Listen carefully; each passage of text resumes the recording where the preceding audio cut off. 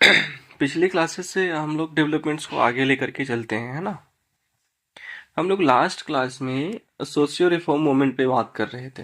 याद है सभी को? एक बार रिव्यू कर लें कि हमने अभी तक किन मुद्दों पे बात अपनी की है। ठीक है। सामाजिक धार्मिक सुधार आंदोलन पे हमारी चर्चा चल रही थी। ठीक है। एक बार सब लोग लाइव हैं तो बता दें मुझे, और अगर चैनल पे आप नए हैं तो प्लीज चैनल को सब्सक्राइब कर लें और अपने दोस्तों के साथ शेयर कर दें। इस पे जो पहला हमने किया था कि सामाजिक धार्मिक सुधार आंदोलन क्या है। सामाजिक मुद्दों की एक लिस्ट बताई गई थी, धार्मिक मुद्दों को एक लिस्ट बताई गई थी, उसको लेकर के जो रिफॉर्म की कोशिश हो रही है उस सेंस में मूवमेंट की चर्चा होती है। ठीक है। हमने ये भी बताया था कि ये समस्या कोई नई नहीं थी भारतीय समाज के लिए, एंशियन इंडिया में भी है, मिडिवल इंडिया में भी है, रिफॉर्म की पहले भी कोशिश की गई है। बट इस समय जो कोशिश हो रही है वो कंटिन्यूटी में चलेगी कोशिश। अब जो कोशिश शुरू हुई राम मोहन राय से निरंतरता में चलेगी। ठीक है। इसी में हमने जिक्र किया था कि 19वीं सदी में अलग अलग धर्मों में इसकी शुरुआत हुई। देश के अलग अलग हिस्सों में अलग अलग धर्मों में इसकी शुरुआत हुई। सभी धर्मों के द्वारा रिफॉर्म की कोशिश की गई। फिर हम लोगों ने चर्चा किया था कि सुधार आंदोलन की शुरुआत क्यों हुई भारत में, जो इसको 5-7 कारण थे। जो मध्यम वर्ग का उदय हुआ, शिक्षा का प्रसार हुआ, प्रेस, जो प्राचीन हमारी पुस्तकें हैं उनका अध्ययन किया जाने लगा, वो तमाम जो पहलू थे, ईसाई मिशनरियों की जो भूमिका थी, सकारात्मक नकारात्मक, उन सबको हमने कारणों के तौर पे यहाँ देखा था। ठीक है। क्यों पे हमने बात की थी। फिर हम लोगों ने एक जो प्रिंटेड मैटर आपके दिए गए हैं उस पे कंप्लीट डेवलपमेंट्स के बारे में जानकारी दी गई है। पढ़ना कैसे है, तो हमने जैसे कहा था हिंदू धर्म में जब आप अध्ययन करें तो इसको आप अलग तरीके से, जैसे बंगाल में कौन कौन सुधारक हैं, तो राम मोहन राय जैसे इसके लीडर माने जाते हैं। ठीक है। राम मोहन राय अग्रदूत माने जाते हैं, पैनियर माने जाते हैं। तो हमने इनके ऊपर अलग से चर्चा की थी, इनके ऊपर, राम मोहन राय के ऊपर, कि भाई सामाजिक क्षेत्र में इनका क्या ओपिनियन था। तो जब भी सामाजिक क्षेत्र की बात करते हैं तो जाति प्रथा, छुआछूत, शिक्षा, महिलाओं की स्थिति में सुधार, क्या इन्होंने एफर्ट लगाए, कौन सी संस्थाएं बनाई। ठीक है। इसी तरीके से धार्मिक क्षेत्र में इनका क्या ओपिनियन था। चूंकि राम मोहन राय केवल सामाजिक धार्मिक ही नहीं बल्कि राजनीतिक, आर्थिक, अंतर्राष्ट्रीय मसलों से भी जुड़े हुए थे। तो फिर हम लोगों ने देखा था कि राजनीतिक आर्थिक क्षेत्र में इनके क्या विचार थे और अंतर्राष्ट्रीय मसलों पर इनका क्या ओपिनियन था। निपल्स की चर्चा हुई थी, लैटिन अमेरिका की चर्चा हुई थी। तो सिंपली इन्होंने क्या किया राम मोहन राय ने। ठीक है। ये पूरे पॉइंट्स आपको बताए गए थे राम मोहन राय के ऊपर। इनको आधुनिक भारत का प्रथम नेता, भारतीय पुनर्जागरण का अग्रदूत, हम लोगों ने पुनर्जागरण शब्द पे चर्चा की थी। पुनर्जागरण, नवजागरण क्या होता है, यूरोपियन पुनर्जागरण क्या होता है, पिछली क्लास में इन मुद्दों पर एक बार बात हो गई थी। और आपको कुछ होमवर्क भी दिए गए थे कि इसमें बहुत सारे रिफॉर्मर हैं जिनका नाम दिया हुआ है। ऑब्जेक्टिव इंफॉर्मेशन भी इसमें गैदर करने थे आपको। कैसे गैदर करना है हमने आपको आइडिया दिया था। कुछ और आइडिया मैं अभी आगे आपको दूंगा। तो पिछली क्लास में हमने यहाँ तक अपनी बात कर ली थी। इससे आगे हम बातचीत को लेकर के चलते हैं। एक शीर्षक दे दो आप, जहां आपने लिखा था कि राम मोहन राय के पश्चात, लिखो आप, राम मोहन राय के पश्चात ब्रह्म समाज।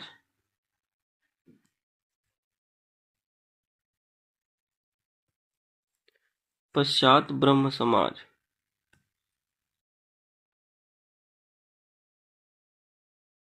ब्रह्म समाज। ठीक है। यहाँ लिखें पहले देवेंद्र नाथ टैगोर,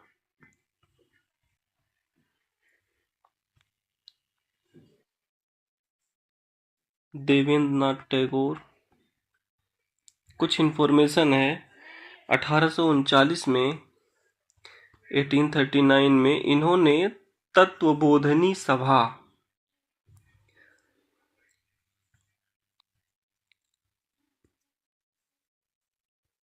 तत्वबोधनी सभा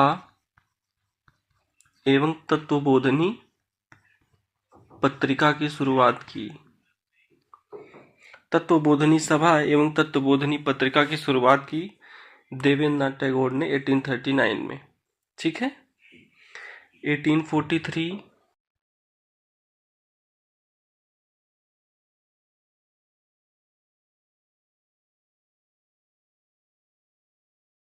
1843 में ब्रह्म समाज में ये शामिल हो गए। ये जो सभा और पत्रिका थी ये भी ब्रह्म समाज के विचारों का ही प्रसार कर रही थी। ठीक है। इनको ट्रस्टी बनाया गया ब्रह्म समाज का, देख रेख करने वाला।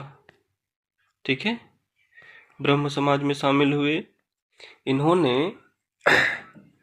केशव चंद्र सेन, बहुत महत्वपूर्ण नाम है, केशव चंद्र सेन को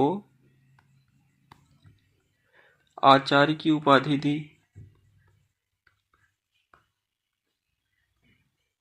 केशव चंद्र सेन को आचार्य की उपाधि दी तथा ब्रह्म समाज में शामिल किया। आचार्य एक तरीके से स्कॉलर, विद्वान, ठीक है, और ब्रह्म समाज में शामिल किया।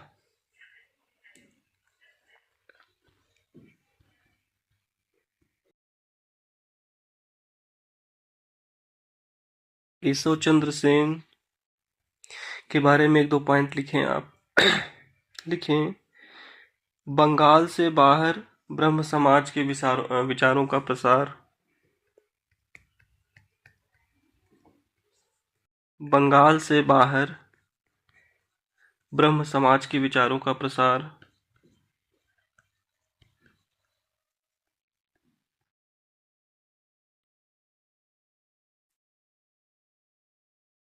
ठीक है।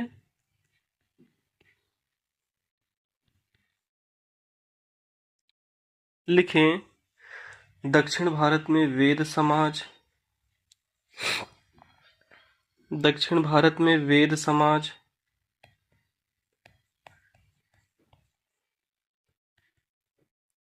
दक्षिण भारत में वेद समाज तथा महाराष्ट्र में प्रार्थना समाज।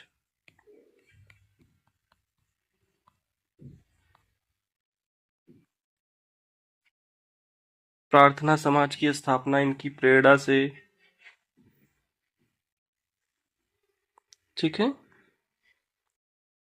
इनके बारे में लिखें और भी। इंडियन मिरर नामक पत्रिका का, इंडियन मिरर नामक अखबार का संपादन।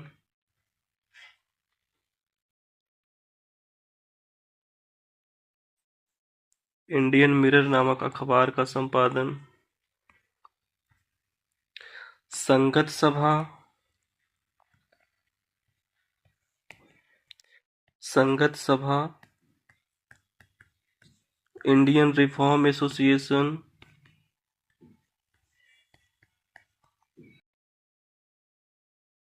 एसोसिएशन इत्यादि संस्थाओं से संबंधित।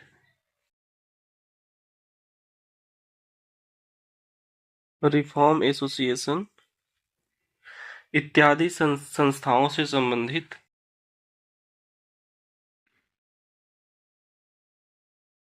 इत्यादि संस्थाओं से संबंधित। नेक्स्ट पॉइंट से लिखें, आक्रामक विचारों के कारण, आक्रामक विचारों के कारण ब्रह्म समाज से अलग, ब्रह्म समाज से अलग होकर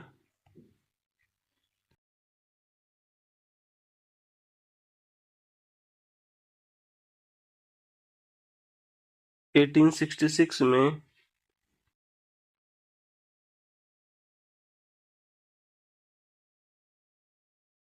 अलग होकर 1866 में भारत ब्रह्म समाज की स्थापना की।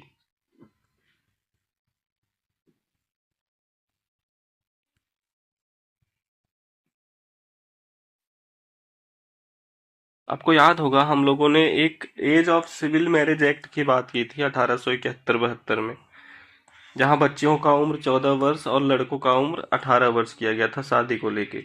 वहां भी हमने जिक्र किया था कि केशव चंद्र सेन के प्रयासों से हुआ था। ठीक है।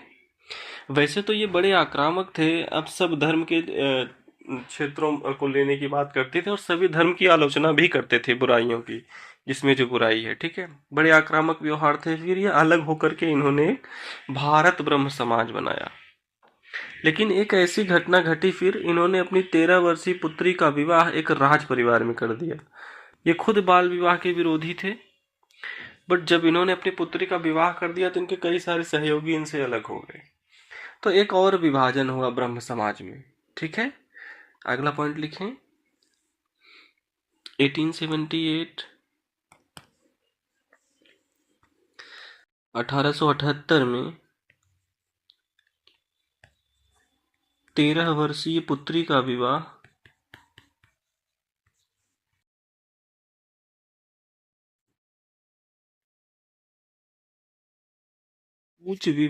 कूच बिहार के राज परिवार में किया।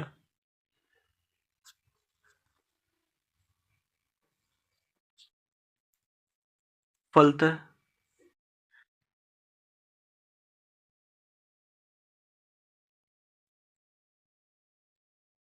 आनंद बिहारी बोस, शिवनाथ शास्त्री इत्यादि सुधारकों ने 1878 में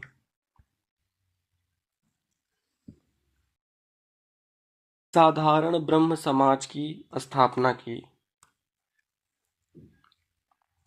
1878 में साधारण ब्रह्म समाज की स्थापना की।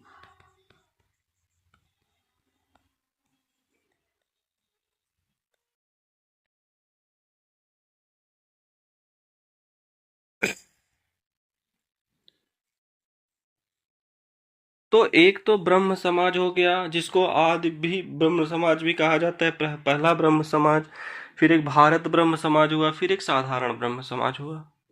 ब्रह्म समाज जो थी वो हिंदू धर्म के ही अंग के तौर पर रिफॉर्म की बात कर रहे थे। हमने ये बताया था कि कोई सुधारक या संस्था या पर्सनालिटी, किसी का भी नाम, जैसे केशव चंद्र सेन प्रभावी सुधारकों में इनको गिना जाता है। कोई भी सुधारक, जैसे मान लो केशव सेन का, किसी का भी जिक्र हो जाए, जाति प्रथा, छुआछूत, शिक्षा, एक कॉमन पॉइंट्स बना के रखिएगा, 10 लाइन का। वो किसी भी सुधारक पे एज इट इज लागू हो जाता है। जब केशव चंद्र सेन की बात करेंगे तो उनके बारे में कुछ फैक्चुअल जानकारी भी हमारे पास रहेगी, वो सपोर्ट करता है फिर उस कॉन्सेप्ट को, ठीक है। तो एग्जाम में किसी भी पर्सनालिटी पे सवाल, जो फेमस रिफॉर्मर हैं, मैक्सिमम तो आपको लिख के दे दिया गया है, बट कई ऐसे नहीं है जो वहां पे अलग से मेंशन किए गए हैं। एग्जाम है, कभी ऑप्शन आ जाए तो आप अपने कॉन्सेप्ट को यूज करेंगे, ठीक है। तो ऐसे करके ये ब्रह्म समाज की कहानी यहाँ पे चलती है। आगे का इन्फॉर्मेशन, थोड़ा थोड़ा इन्फॉर्मेशन मैं केवल क्रम बना देता हूँ, जैसे आपके नोट्स में ये सब दिया हुआ है, ठीक है। एक सिस्टमेटिक, जैसे जैसे आपके नोट्स में दिया हुआ है, मैं सिस्टम यहाँ बोर्ड पे रख दे रहा हूँ यहाँ पर। थोड़ा उससे आप कनेक्ट भी हो जाएंगे, क्योंकि टॉपिक थोड़ा वास्ट है ये, थोड़ा आपका उससे एक एसोसिएशन भी हो जाएगा, ठीक है।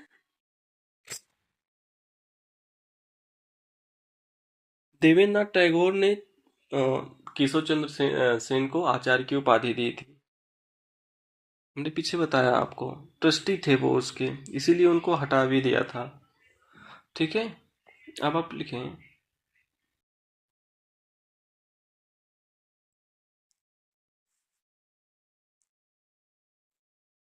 देखिए, भारत ब्रह्म समाज केशव चंद्र सेन की ही संस्था है। इनके जो दूसरे सहयोगी थे, शिवनाथ शास्त्री और आनंद मोहन बोस, ये अलग होकर के साधारण ब्रह्म समाज, ठीक है। नोट सभी ने पढ़ा है क्या अपना प्रिंटेड मैटर? सब लोगों ने ठीक से पढ़ लिया था? नोट्स में है, मेंशन किया हुआ है, ठीक है। इसीलिए हमने पूछा एक बार कि नोट्स के अंदर है, बस थोड़ा बता रहा हूँ कि पढ़ना है आपको। जैसे किताब और नोट्स में तो बहुत सारी चीजें होती हैं, थोड़ा आपको ये पता चल जाए कि आपको पढ़ना क्या है, उसमें कैसे पढ़ना है, याद रखना है उसको कैसे। क्वेश्चंस कभी कभी ऑब्जेक्टिव में कभी थोड़ी और यूनिक पूछे जाते हैं, बट नॉर्मली रिफॉर्म एसोसिएशन से क्वेश्चंस बन जाता है। 10 क्वेश्चन देखोगे आप पिछले 20 वर्षों में, तो एक आधा बार ही ऐसा होगा कि जहाँ पे कठिनाई होगा। कॉन्सेप्ट बेस्ड या फैक्ट बेस्ड सिंपल सवाल ही होता है प्रीलिम्स के अंदर। अब बंगाल, हम लोग क्या बात कर रहे थे, हिंदू धर्म में सुधार आंदोलन, और बंगाल की चर्चा हो रही है। बंगाल में हम लोगों ने चर्चा क्या कर ली, ब्रह्म समाज और राम मोहन राय की चर्चा कर ली। राम मोहन राय क्या कर रहे हैं, जो समाज धर्म के क्षेत्र में कर रहे हैं वही समाज ब्रह्म समाज धर्म के क्षेत्र में करेगा। ब्रह्म समाज पुरोहितवाद को नहीं मानेगा, पूजा को नहीं मानेगा, अंधविश्वास को नहीं मानेगा, कि ईश्वरवाद की चर्चा करेगा। ठीक है, महिलाओं की स्थिति में सुधार के लिए कदम उठाएगा। जो राम मोहन राय कर रही हैं वही उनकी संस्था भी करेगी। ये कॉन्सेप्ट है। तो कभी जैसे आपके नोट्स में दिया है कि ब्रह्म समाज का उद्देश्य क्या था, ब्रह्म समाज के कार्य क्या थे, जब आप पढ़ोगे तो आप कॉन्सेप्ट को ना इंटर रिलेट कर लिया करो। ठीक है, इसके बाद एक यंग बंगाल मूवमेंट, नाम सुना है सभी ने, यंग बंगाल आंदोलन।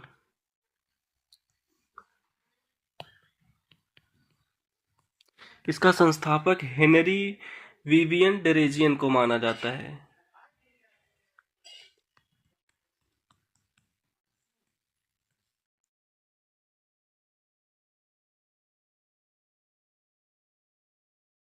इनके ऊपर ये माना जाता है, डेरेजियो के ऊपर, ये फ्रांसीसी क्रांति का नाम सुना है आपने?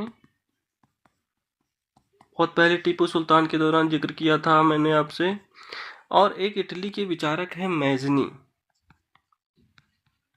ये माना जाता है कि इनके ऊपर इनका बहुत ज्यादा प्रभाव था।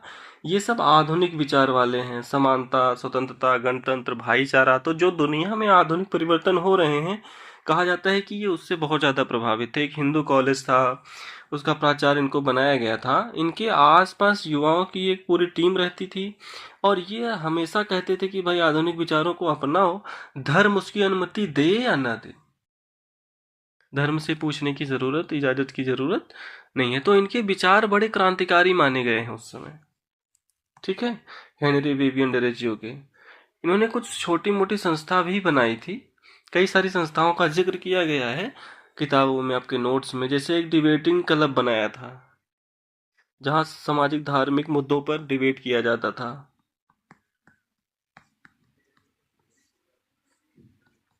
इनको प्रथम राष्ट्रवादी कवि भी कहा जाता है।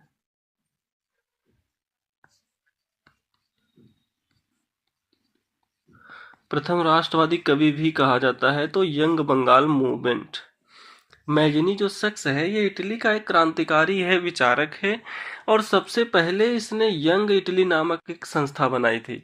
फिर इसने यंग यूरोप नामक एक संस्था बनाई। दुनिया में कहीं भी सुधार या आजादी की लड़ाई हुई, वहां अक्सर लोगों ने यंग नाम से कोई ना कोई संस्था बनाई। जब हम मॉडर्न इंडिया पढ़ते हैं तो विश्व की घटनाओं के साथ उसका क्रम जुड़ा हुआ होता है। तो यंग बंगाल मूवमेंट इस सेंस में। ठीक है, इसके बाद आपके नोट्स में जिक्र किया गया है विद्यासागर,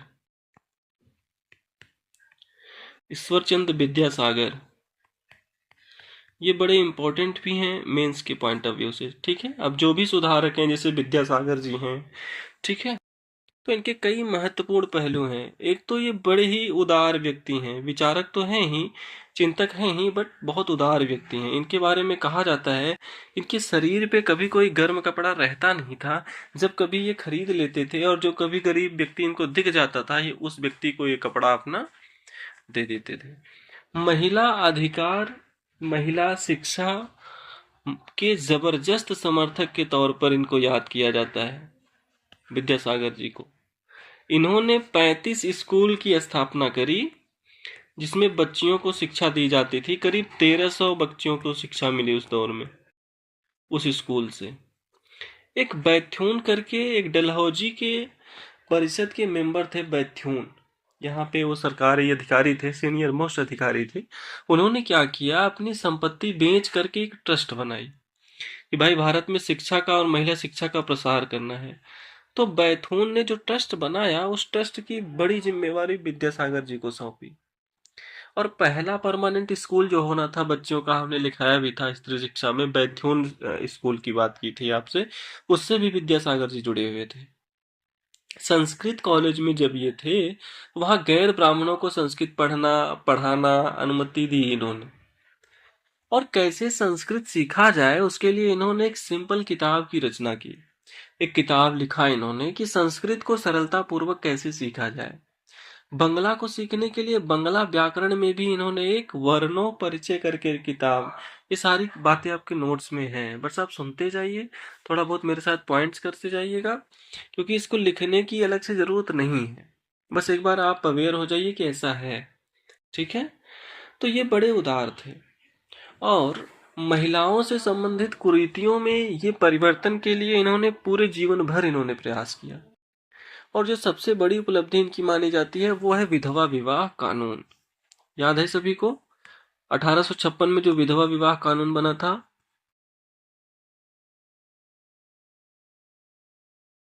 मैं फिर आपको बताऊं, जैसे विद्यासागर, सपोज दैट भाई विद्यासागर के कार्य कहाँ हैं, तो सामाजिक क्षेत्र में जिस मॉडल पे हमने राम मोहन राय को पढ़ा, उसी मॉडल पे फिर विद्यासागर भी आ जाएगी। इन्होंने पहला पॉइंट क्या किया कि जाति प्रथा और छुआछूत पर इन्होंने कठोर आलोचना की।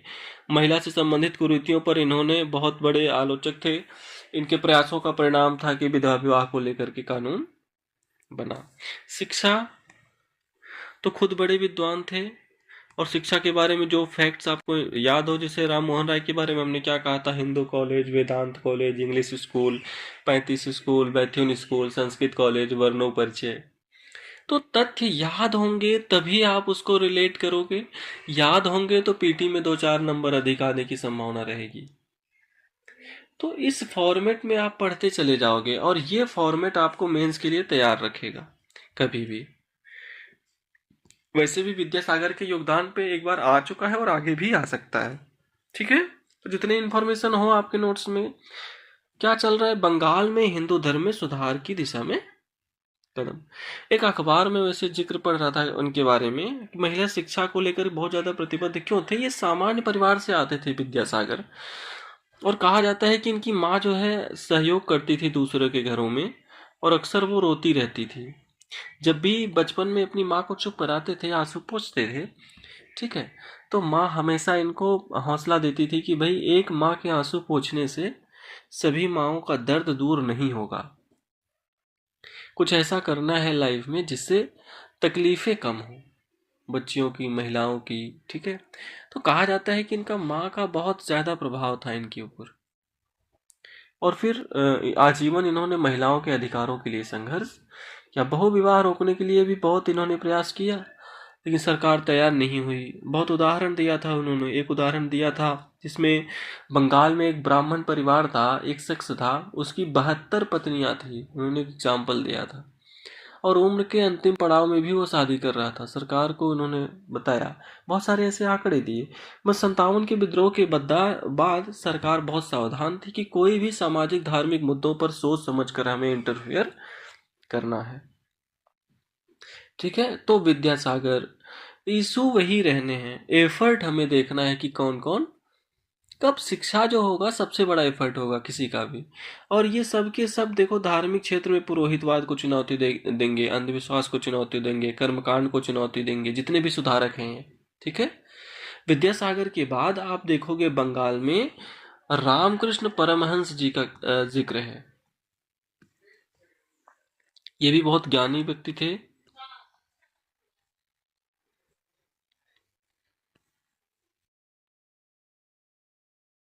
ये कलकत्ता में दक्षिणेश्वर काली मंदिर के पुजारी थे।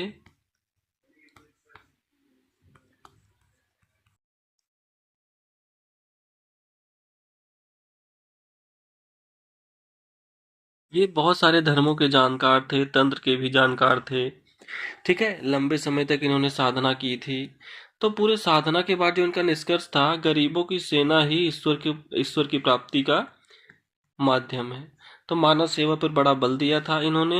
हिंदू और इस्लाम दोनों धर्म के संश्लेषण का भी समर्थन किया था कि अच्छी बातों को ग्रहण करने में कोई बुराई नहीं है। जो विवेकानंद थे वो अपने गुरु के विचारों को ही वो आगे ले गए। विवेकानंद पे शुरुआती दौर में ब्रह्म समाजी विचारों का अच्छा खासा प्रभाव था। बंगाल का कोई भी युवा शुरुआती दौर में राम मोहन राय के विचारों से प्रभावित था। ये अपने आप में एक वैचारिक क्रांति थी ये। लेकिन जब वो इनके संपर्क में आए, परमहंस के संपर्क में आए, तो उनके शिष्य हो गए और फिर इनकी जो शिक्षा है इसी को विवेकानंद ने आगे की तरफ प्रचार प्रसार किया। तो परमहंस तो ज्ञानी व्यक्ति थे ही और इनकी जो शिक्षा थी इनके बड़ा महत्व था। बट बहुत ज्यादा चर्चा हुई इनके शिष्य विवेकानंद के कारण। विवेकानंद जी के बचपन का नाम क्या था? नरेंद्र दत्त। ये ऐसे सुधारक हैं जो न केवल हिंदू धर्म, बंगाल, हिंदुस्तान, बल्कि ये वैश्विक स्तर पे भारतीय सुधार आंदोलन को इन्होंने चर्चा का विषय। अमेरिका में, यूरोप में भी बहुत सारे फॉलोअर्स हो गए। इन्होंने वेदांत संस्था बनाई अमेरिका के अंदर, वहां से भी बहुत सारे फॉलोअर्स थे विवेकानंद जी के। ठीक है, तो विवेकानंद पे सेपरेट क्वेश्चन आ सकता है। तो एक बार विवेकानंद जी के बारे में थोड़ा सामाजिक धार्मिक ओपिनियन, कुछ पॉइंट्स को हम जरा पेन डाउन कर लेते हैं, लिख लेते हैं। लिखिए जरा विवेकानंद जी के बारे में।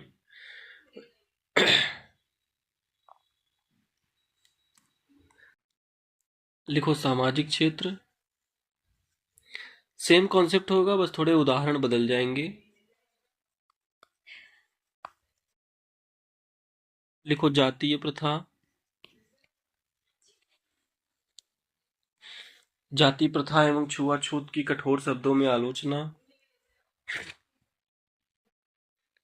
जाति प्रथा एवं छुआछूत की कठोर शब्दों में आलोचना।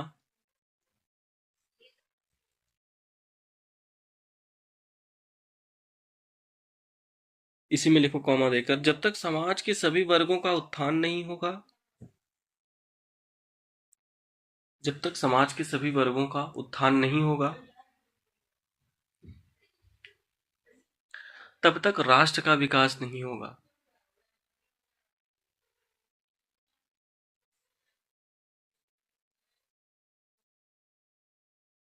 तब तक राष्ट्र का विकास नहीं होगा। ठीक है, ये समाज के सभी वर्गों के उत्थान की बात करते थे, तभी राष्ट्र की का विकास।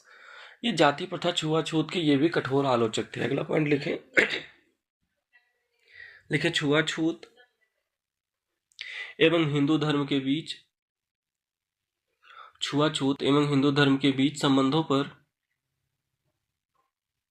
प्रहार करते हुए कहा या व्यंग करते हुए कहा, व्यंग करते हुए कहा कि छुआछूत को यदि धार्मिक समर्थन, छुआछूत को यदि धार्मिक समर्थन मिलता रहेगा तो यह धर्म मुझे मत छुओ धर्म हो जाएगा। यह धर्म मुझे मत छुओ धर्म हो जाएगा। विवेकानंद जी की जो बात है ना, इनके विचारों में दम है। बड़ा तार्किक बात कहते थे, बड़ा अंदर तक वेधने वाली बात कहते थे। कोई भी बात किसी के जीवन में उतर जाए तो जीवन बदल जाता है लोगों का। जैसे ये कहते थे कि हिंदू धर्म की स्थिति ये हो गई कि मुझे मत छुओ, ये स्थिति रही तो ये हिंदू धर्म नहीं रह जाएगा, मुझे मत छुओ धर्म हो जाएगा।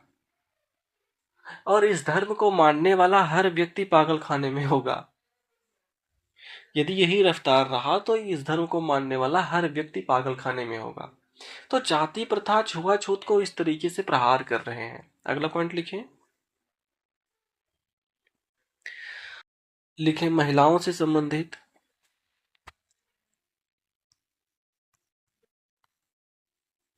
महिलाओं से संबंधित कुरीतियों की भी निंदा की। विधवाओं की दशा के संदर्भ में कहा, विधवाओं की दशा के संदर्भ में कहा कि जो ईश्वर या धर्म विधवाओं के आंसू को न पूछे, उस धर्म या ईश्वर को मैं नहीं मानता।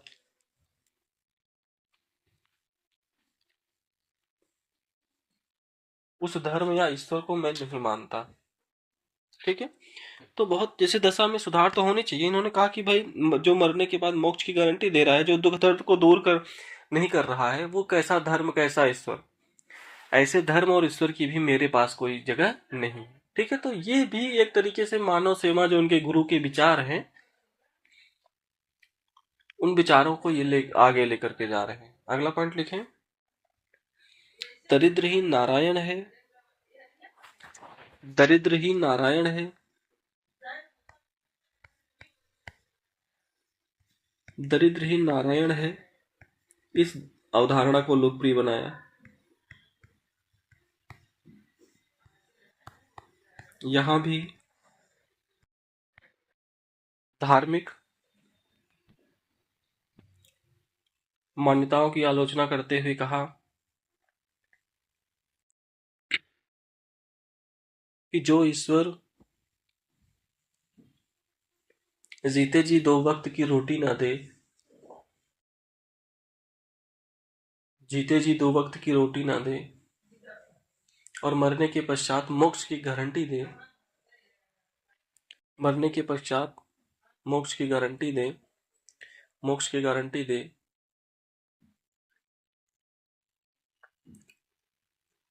मैं वैसे ईश्वर को नहीं मानता। ठीक है, तो हर जगह जो उनके विचार हैं वो प्रभावी हैं। जैसे आम लोगों के बारे में जो उनके ओपिनियन है, विचार हैं। लिखे शिक्षा के क्षेत्र में,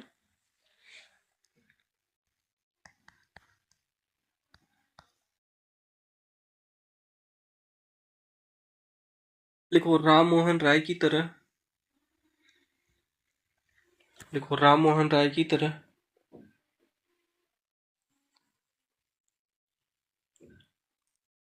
आधुनिक शिक्षा के प्रबल समर्थक थे।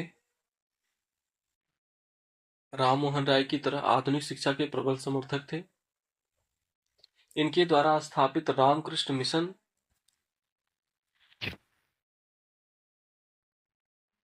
रामकृष्ण मिशन ब्रैकेट में कर लीजिएगा 1897, वेल्लूर, आज भी शिक्षा के प्रसार तथा समाज सुधार कार्यों में सक्रिय है। समाज सुधार कार्यों में सक्रिय है। ठीक है, तो रामकृष्ण मिशन के बारे में हम सब जानते हैं कि भाई हॉस्पिटल वर्क, एजुकेशन वर्क और भी चैरिटी वर्क न केवल भारत में बल्कि दुनिया के कई मुल्कों में सक्रिय हैं। मतलब इनके भी विचार केवल भारत के दुख दर्द दूर करने तक सीमित नहीं था, मानवता का दुख दर्द दूर करना, मानवता पे ये भी महत्व देते थे विवेकानंद। ठीक है, शिक्षा था, और जो भी प्रोग्रेसिव थे वो सभी वर्गों की शिक्षा की बात करेंगे। इसी में लिखे आप, लिखे आम लोगों की शिक्षा, आम लोगों की शिक्षा तक पहुंच न हो पाने के कारण दुखी थे। इन्होंने उन सभी शिक्षित भारतीयों को दोषी माना, उन सभी शिक्षित वर्गों को दोषी माना जो शिक्षा के प्रसार में योगदान नहीं दे रहे थे,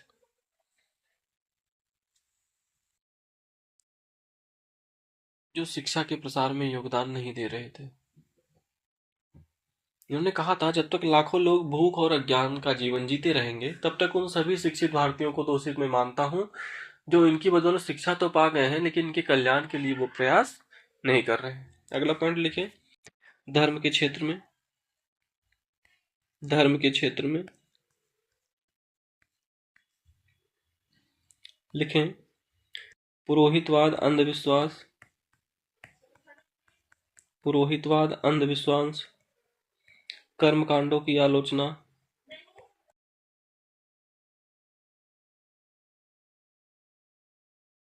ठीक है, जो एक बार हमने कहा धार्मिक सुधार, तो ये भी आलोचक है। अगला पॉइंट लिखें, मूर्ति पूजा का समर्थन,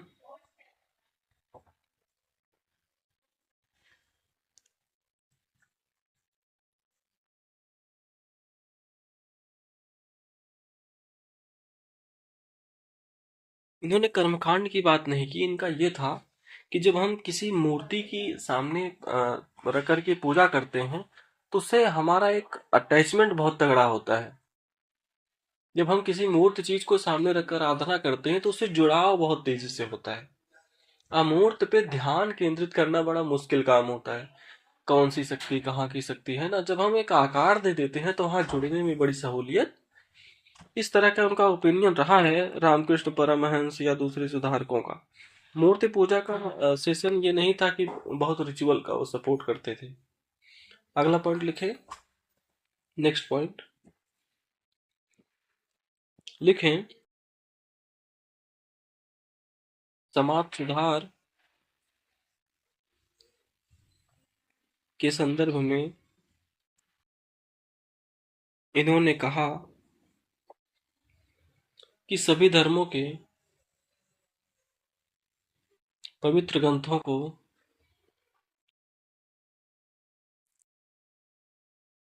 थोड़े समय के लिए विश्राम करने दिया जाए।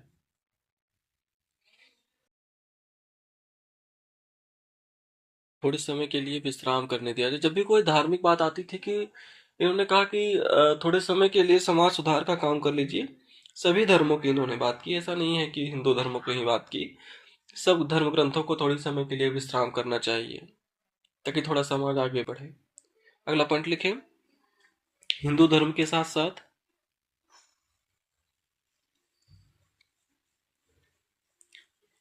इस्लाम धर्म को भी हिंदुस्तान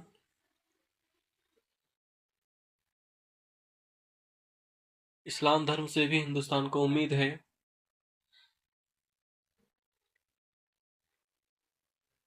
इस प्रकार का विचार अभिव्यक्त किया।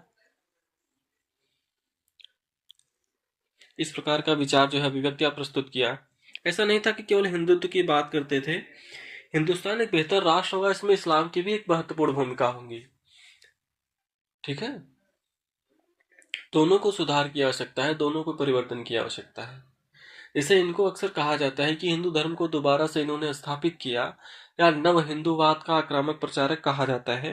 तो ये ऐसे थिंकर हैं जो बड़ा ही सन्यासी जीवन जीने वाले हैं और ओवरऑल समाज सुधार, धर्म सुधार और मानवता की बात कर रहे हैं। अब क्या होता है कि सुधारक से कौन क्या लेना चाहता है, जैसे मैं जो लेना चाहूँ मैं वही देखूंगा इनके अंदर। ठीक है, तो इनके समर्थक अपने अपने हिसाब से बात करते हैं, लेकिन इन्होंने ऐसे बात रखी है। अगला पॉइंट लिखें,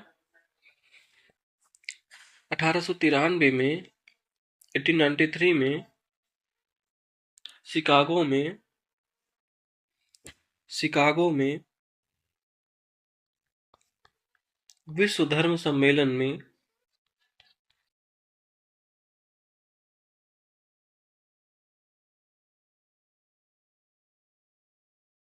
विश्व धर्म सम्मेलन में भारतीय अध्यात्म अध्यात्म एवं चिंतन से दुनिया का परिचय कराया।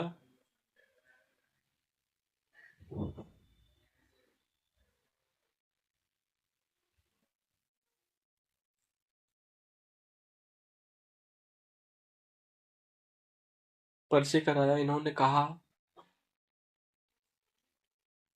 मानवता के विकास के लिए इन्होंने कहा मानवता के विकास के लिए पश्चिम के भौतिकवाद पश्चिम के भौतिकवाद पश्चिम के भौतिकवाद तथा भारतीय अध्यात्म के मध्य समन्वय आवश्यक है। भारतीय अध्यात्म के मध्य समन्वय आवश्यक है। कहते थे ना, ईश्वर को जानने के लिए, ईश्वर से मिलने के लिए कहीं जाने की जरूरत नहीं है। अपने आप को ठीक से समझिए, ईश्वर से मुलाकात हो जाएगी। ठीक है, ऐसे इनकी जितनी भी बातें हैं ना, कोई भी स्टेटमेंट कभी भी पढ़ना तो वो स्टेटमेंट या तो राजनीतिक, सामाजिक, आर्थिक किसी संदर्भ में होगा, मानवता के संदर्भ में। जो कोटेशन याद है आप यूज कर सकते हैं, उसको एक फ्रेम कर सकते हैं। बस ये अपने विचारों के लिए जाने जाते हैं, उस विचारों को अरेंज करते हैं। ये तो सामाजिक धार्मिक सुधारक के तौर पे अभी हम बात कर रहे हैं। बेसिकली ये कोई भी सुधारक है, ये जब अपने विचार रख रहे हैं, जब देश हमारा गुलाम है, तो इन विचारों का जो अंतिम सत्य होगा वो यही होगा कि इनकी सारी बातें कहीं ना कहीं लोगों को जागरूक करने और देश की आज़ादी की जो जड़ें होंगी उसको मजबूत करेंगी। मैं भी दूसरे पॉइंट के सेंस में भी आपको बता रहा हूँ, ये सारे विचार कब आ रहे हैं? जब देश गुलाम है। तो अल्टीमेटली इन बातों का अंतिम निष्कर्ष क्या आएगा? जब हम जागरूक होंगे, तो अधिकारों को लेकर जागरूक होंगे और ब्रिटिश सत्ता को चुनौती देंगे हम। इनकी बहुत ऐसी बातें हैं जिनके उत्साह के ऊपर, कि भाई आलस्य जो है, कोई भी चीज आपको कमजोर करे, कोई भी चीज, कुछ भी आपको इमोशनली फिजिकली मेंटली कमजोर करता है, उसको विष समझ करके आप उसको पी जाइए। बट वक्त पे आपको वो याद आ जाए, वो याद आता नहीं है वक्त पे। जैसे उन्होंने कहा कि ईश्वर को तलाशने के लिए कहीं जाने की जरूरत नहीं है, मानव सेवा में ईश्वर है, अपने आप को जानिए।